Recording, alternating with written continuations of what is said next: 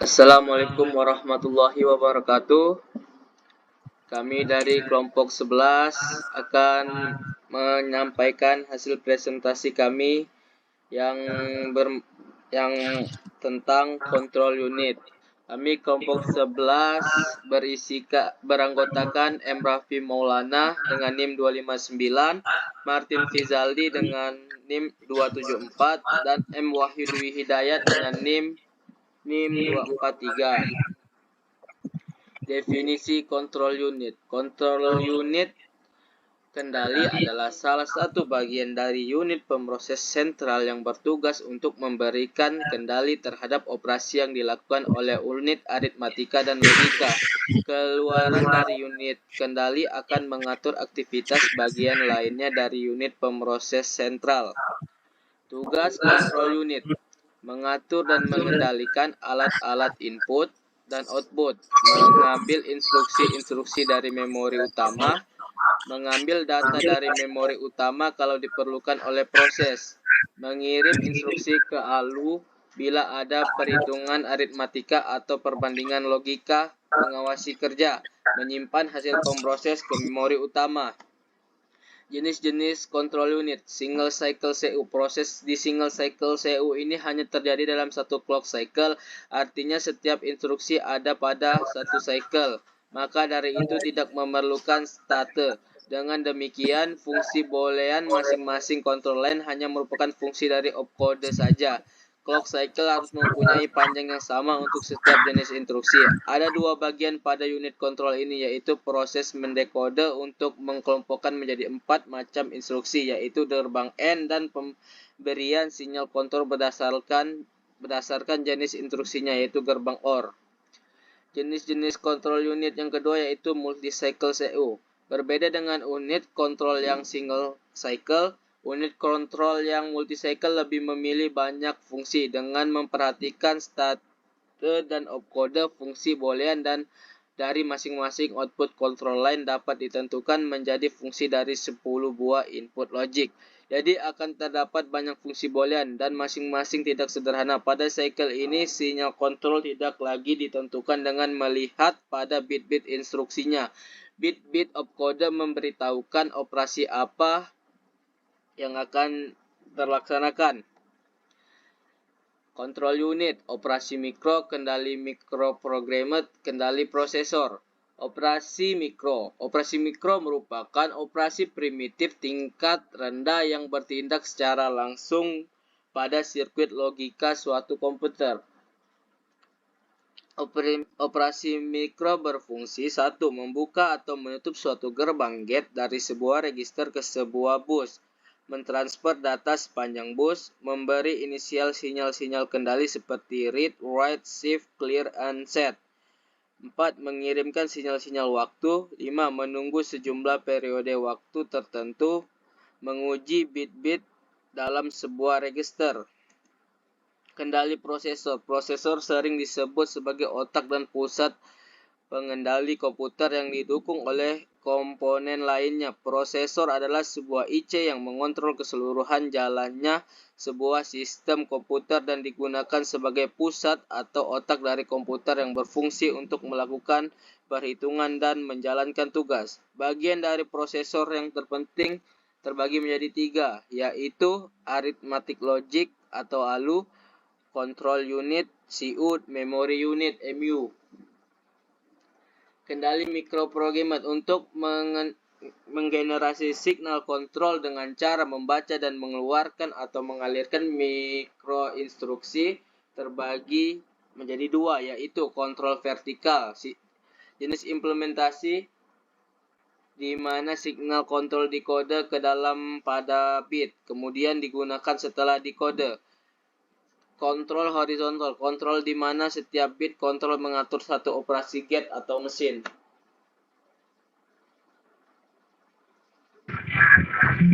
Elemen-elemen eksekusi program bisa seperti dilihat pada gambar tersebut.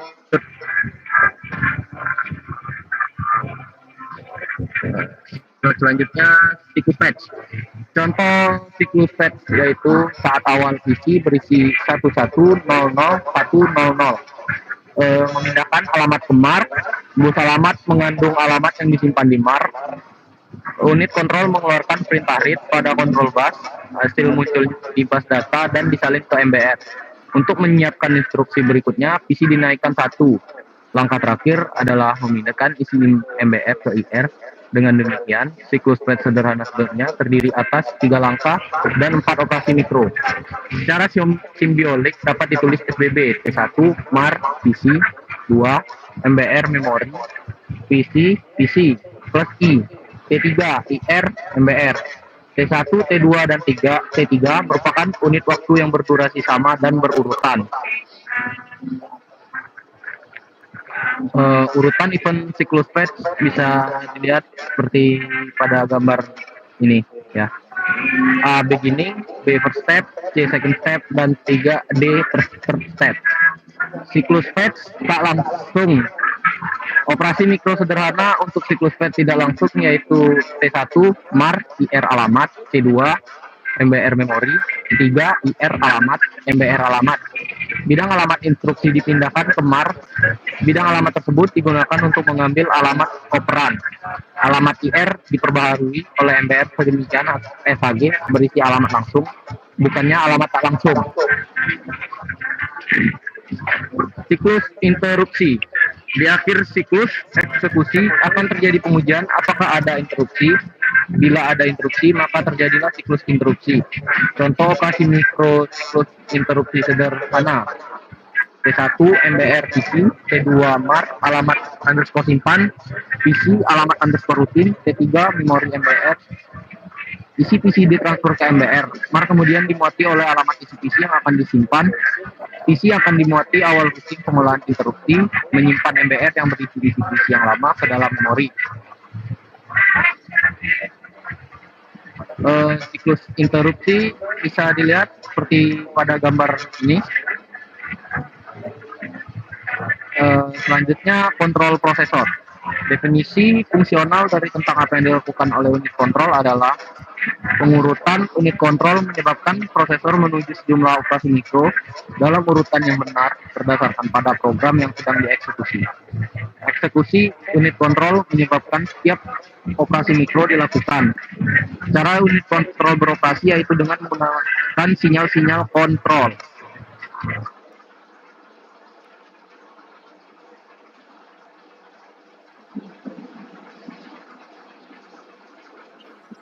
Sinyal kontrol merupakan komponen sistem pengaturan yang berfungsi mengelola sinyal umpan balik dan sinyal memasukkan acuan atau set point, sinyal error menjadi sinyal kontrol.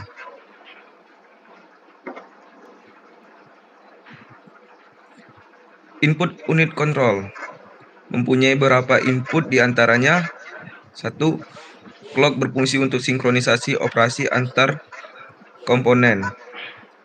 Flag ini diperlukan unit kontrol untuk mengetahui status CPU.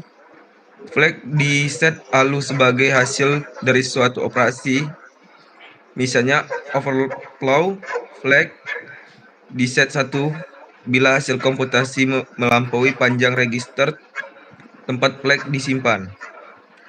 Instruction register menggunakan opcode untuk menentukan operasi mikro yang dilakukan selama siklus eksekusi.